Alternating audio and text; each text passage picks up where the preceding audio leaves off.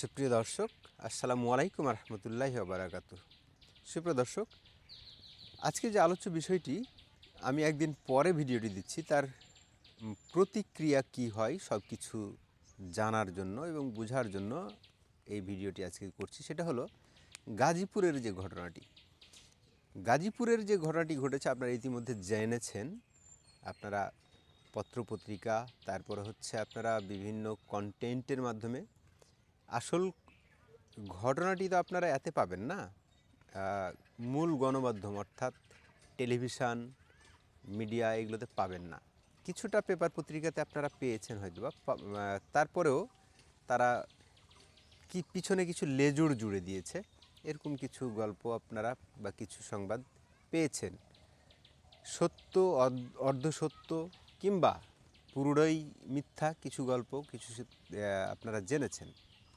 এখানে আসল যে বিষয়টা আমি আমার বিভিন্ন সোর্স থেকে এবং গাজীপুরে বিভিন্ন মাধ্যম ইউজ করে, গাজীপুরে আমার পরিচিত দু একজন ব্যক্তিকে আমি ফোন করে জানলাম, বুঝলাম যে ঘটনাটি ঘটেছে। আমি নির্মোহ একদম যে বিষয়টি আমি জেনেছি সেটা হলো গাজীপুরে এই বৈষম্য বিরোধী ছাত্র আন্দোলনের এই যে যারা কিনা ক্ষুদ্র ভ্রাতা, এরা মায়ের খেয়েছে। মানে এরা এমনও ঘটতে পারতো ঘটনাটা যে এরাকে সবাইকে এমন অনেক বড় ধরনেরই ঘটনা ঘটে যেতে পারতো, এমনকি দু একটা পড়েও যেতে পারতো। কিন্তু এখান থেকে তারা বেঁচে গেছে, আলহামদুলিল্লাহ। এটা তাদের একটা বড় শিক্ষা হতে পারে। এই শিক্ষাটা যদি কাজে লাগাতে পারে সামনে, তাহলে তাদের থেমে যাওয়া উচিত এবং তাদের যারা গুরুজন আছে তাদেরও থেমে যাওয়া উচিত।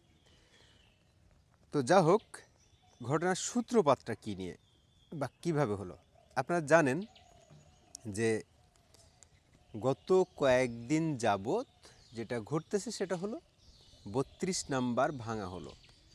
৩২ নাম্বার ভাঙা যখন হলো, ৩২ নাম্বার ভেঙে গুড়িয়ে এটা 2-3 দিন ধরে যখন চলতে আছে, তখন সরকার একটা বিবৃতি দিল যে সরকার খুব হতাশ এবং এই ধরনের কর্মকাণ্ড সরকার আশ্রয় প্রশ্রয় দেয় না, কিংবা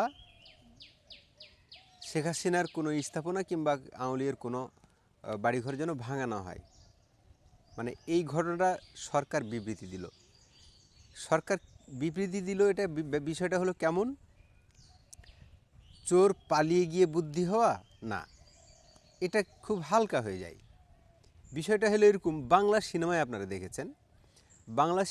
দেখেছেন না, যে শেষ অংশে বাংলা সিনেমা যখন শেষ, তখন ওই পুলিশের কমন ডায়লগ, মানে হ্যান্ডস আপ, আপনারা কেউ আইন নিজের হাতে তুলে নেবেন না।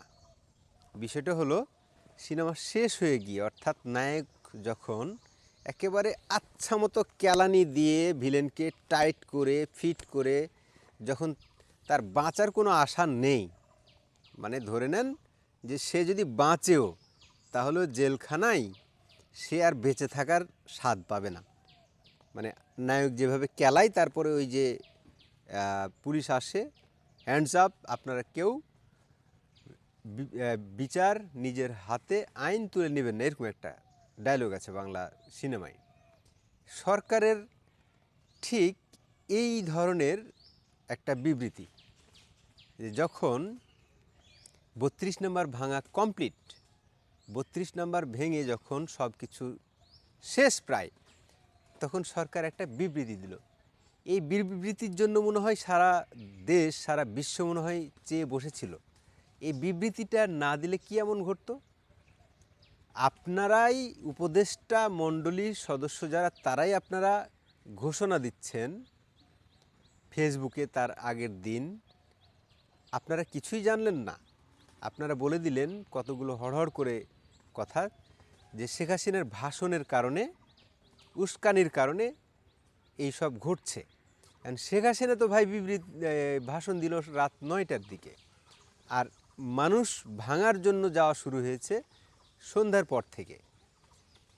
এর পরের ঘটনাগুলো তো ওই সেনাবাহিনীকে ভুয়া ভুয়া ভুয়া বলে দুয়োধ্বনি দিয়ে এখান থেকে সেনাবাহিনীর লেজ গুটিয়ে চলে আসলো। আচ্ছা, সেনাবাহিনীর ম্যাজিস্ট্রেসি ক্ষমতা আমরা দেখলাম। এরপরে ডিএমপি কমিশনার বলল আমরা সর্বাত্মক চেষ্টা করেছি। হ্যাঁ, ডিএমপির সর্বাত্মক চেষ্টাও আমরা দেখলাম। এখন কথা হলো যে এর ধারাবাহিকতায় ছাত্ররা মনে করেছিল যে আওয়ামী লীগের যে বাড়িঘরগুলো আছে এখানে মূল্যবান জিনিসপত্র, যাদের বাড়িঘর এখনও লুট হয়নি তাদের বাড়িঘর লুট করে মূল্যবান জিনিসপত্র তারা নেবে, ভাঙবে, চুরবে, দিয়ে চলে আসবে। মানে লুটপাট করার পরে ভেঙে চুরে চলে আসা, এটা হচ্ছে হালাল কাজ তাদের ভাষ্যমতে। এবং তাদের যারা গুরুজন আছে তাদের ভাষ্যমতে এটা তো ভাঙতে হবে। এইগুলো ভাঙা উদ্দেশ্য ছিল শুধুমাত্র 32 ভাঙার। প্রথম কথাটা বলি, উদ্দেশ্যটা ছিল শুধু 32 ভাঙা, কারণ 32 হচ্ছে স্বাধীনতার একটা প্রতীক। 32 হচ্ছে বাংলাদেশের ইতিহাসের সাথে ওতপ্রোতভাবে জড়িত। কিন্তু অন্য অন্য বাড়িগুলো ভাঙার কোনো প্ল্যান পরিকল্পনা ছিল না এখানে। এই প্ল্যান পরিকল্পনাটা হলো শুধুমাত্র এটাকে জায়েজ করার জন্য যে আমরা সবগুলো আওয়ামী লীগের যতগুলো ফ্যাসিস্ট বা এদের যতগুলো দোসর আছে তাদের বাড়ি ভাঙছি। অর্থাৎ তারা ভাঙতে চেয়েছিল 71কে, 71-এর ইতিহাসকে, 71-এর চেতনাকে। তারা বুঝাতে চেয়েছিল তুই মুজিব কেন বাংলাদেশকে স্বাধীন করলি, এটাই হলো তোর শাস্তি। মুজিবকে বা এই বাড়িকে ভেঙে এটাই মেসেজ দিতে চাইছে এবং এটাই মেসেজ দেওয়া হয়েছে।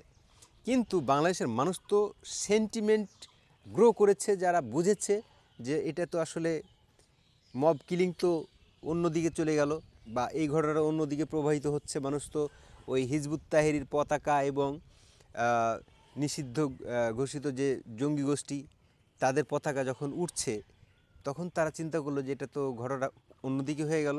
তখন তারা 360 ডিগ্রি পোল্ট্রি খেয়ে তখন নির্দেশনা দিল সকল আওয়ামী লীগ নেতাদের বাড়ি ভাঙা।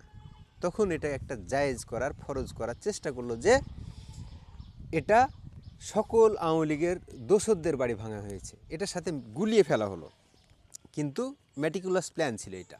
যা হোক, এটা কয়েকদিন আগে বিদেশি ওই ইউটিউবারের আপনারা বক্তব্য শুনলেই পাবেন যে 32 ভাঙার পরিকল্পনা চলছে কয়েকদিন থেকে। যা হোক, এইটা তো গেলই ঘটনা। সরকার এরপরে বিবৃতি দিল ওই যে এরকম, যেটা বাংলা সিনেমায় ঘটলো সেরকম। এখন আসি